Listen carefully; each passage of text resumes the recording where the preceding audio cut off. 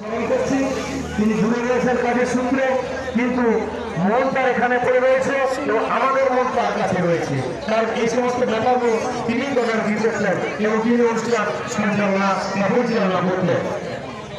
এই চতুর্থ পুরস্কারের ধাতা হচ্ছেন গৌরব কুমার দাস, তার মা ঈশ্বর সবারাম দাসের স্মৃতির মহোদয়, যাকে আমরা বাপি নামে জানি, অত্যন্ত ভালো ছেলে। সে আমাদের কৃষকনগর কৃষক কল্যাণ সংঘের বর্তমান সম্পাদক। অক্লান্ত পরিশ্রম করে চলেছেন।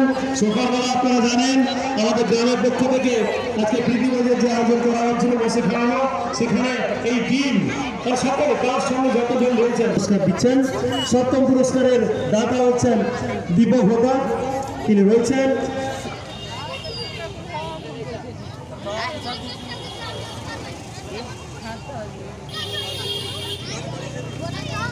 তার স্বর্গগতা স্ত্রী তাপসীতা সেজের উদ্দেশ্যে এই পুরস্কার তিনি তুলে দেবেন। অষ্টম পুরস্কারের দাতা হচ্ছেন রামকৃষ্ণ ভন্ডার।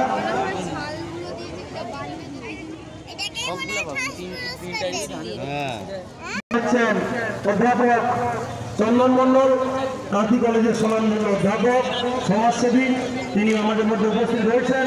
তিনি পুরস্কার তুলে দেবেন। তিনি তার পিতামহ দ্বয় অর্থাৎ দুজন রয়েছেন, ঈশ্বর অর্জুন পণ্ডিত এবং ঈশ্বর হরিচরণ পণ্ডিত। এদের দুজনের স্মৃতির উদ্দেশ্যে এই পুরস্কার তিনি তুলে দেবেন। এই আপনারা শুনলেন। আর সামান্যক্ষণ অপেক্ষা করুন, অনেকক্ষণ ধরে